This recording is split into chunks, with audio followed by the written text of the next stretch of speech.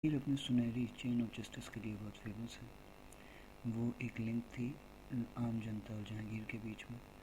आगरा के किले के बाहर 60 घंटियाँ थीं जो कि कोई भी जाके चेन जिनकी खींच सकता था और जहांगीर के साथ अपना एक पर्सनल सेशन कर सकता था। जहांगीर चाहते थे कि एक ग्रैंड डिस्प्ले करें जस्टिस का। जब उन्होंने शुरू किया तो उन्होंने 12 डिग्रीज पास की जो कि लिबरलिज्म और फोरसाइट का बहुत ही बेहतरीन नमूना है।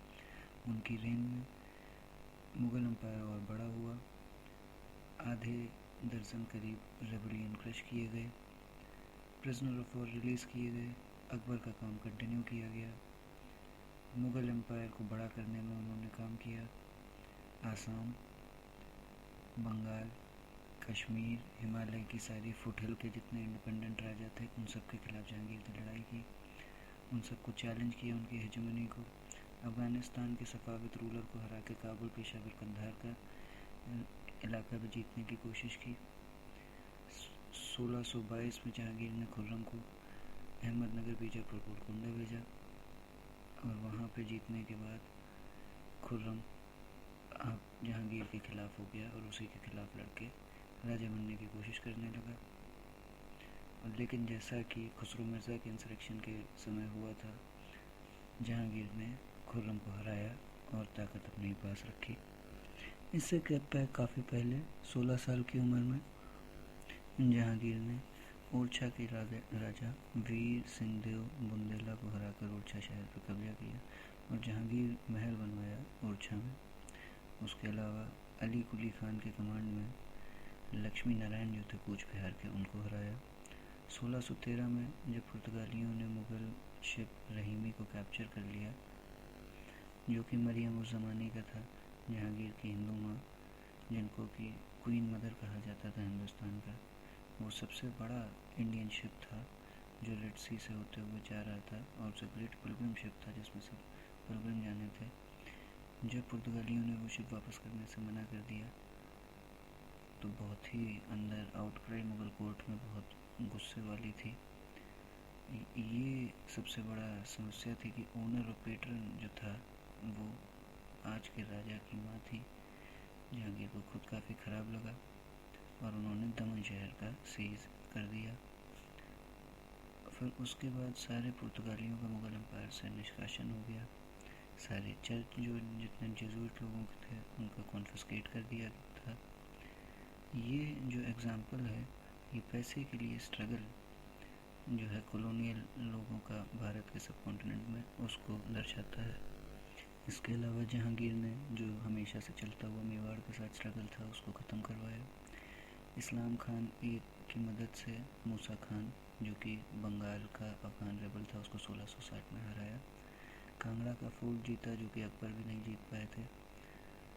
1620 में राजा जो था चंबा का उसको हरा के किश्तवाड़ कश्मीर में जो जगह है उसको भी जीता। शाह अब्बास एक ने खान आलम को एम्बेसडर की तरह स्वीकार किया जहांगीर की तरफ से 1617 में। 1623 में जहांगीर ने अपने तहवीलदार खान आलम को वहाँ भेजा 800 सिपाहियों के साथ। जहांगीर ने प्रॉमिस किया था कि वो इस्लाम को प्रोटेक्ट करेगा सारे ओपोनेंट्स के खिलाफ। जहांगीर ने आर्ट्स को पैटर्नेज दिया, स्पेशली पेंटिंग को। उसके बारे में उसने तुजुक में कई बार मेंशन भी किया।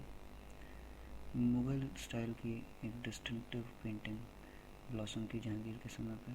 उसने ये कोर्ट पेंटर्स के कल्चर को भी पैटर्नेज दिया, उससे वो फ्लरिश हो गए। जहांगीर खुद एक नेचुरलिस्ट था, बर्ड वॉचर था, ऑर्निथोलॉजिस्ट था। तुजुक जहांगीरी जो है जहांगीरनामा, उसमें उसने सारे अपने ऑब्जर्वेशंस लिखे। मिड 19th सेंचुरी तक ज़ूलॉजिस्ट वो सब चीज़ें जैसे कि हाथियों का जेस्टेशन पीरियड नहीं जानते थे, लेकिन 18 से 19 महीने का गैस जहांगीर ने तुजुक में किया है। वो सारा स्क्रीन जो है उनकी पेयरिंग की डिटेल उसने की है। कई भारतीय बर्ड जैसे हॉक, कुकू और कई जानवर जैसे पोल कैट, इन सब के बारे में भी डिटेल्ड पेयरिंग बताई है जहांगीर ने। एक बार dawn of high altitude trees और प्लेन्स के साथ उसे शो किया गया, दिखाया गया। एक बार उसने एक्सपेरिमेंट किया कि जो सॉइल है महमूदाबाद में, वो अहमदाबाद जो कि गुजरात में है, दोनों जगह उससे बेहतर है। ये जो जहांगीर के कंट्रीब्यूशन है डॉक्टर सलीम अली की मदद से हम लोग को पता चलते हैं। इसी तरह धर्म, इकॉनमी, समाज, नेचुरल वर्ल्ड, जानवर, जीव जंतु, अपना गवर्नेंस, अपने प्रजा का, उसके कॉन्क्वेस्ट, अपनी पत्नियाँ, अपने जीवन की कहानी, अपनी फैमिली का इतिहास, अपने पूर्वजों का इतिहास, क्या कामनाएं हैं, क्या जगहें देखी, इन्हीं सब के बारे में व्याख्या करते हुए तुझो की जहांगीर ने अपने साथ कुछ और राइटर्स की मदद से लिखी और वो भारत की सबसे इन्फ्लुएंशियल किताबों में से 98 नंबर पे मैंने मानी है। धन्यवाद।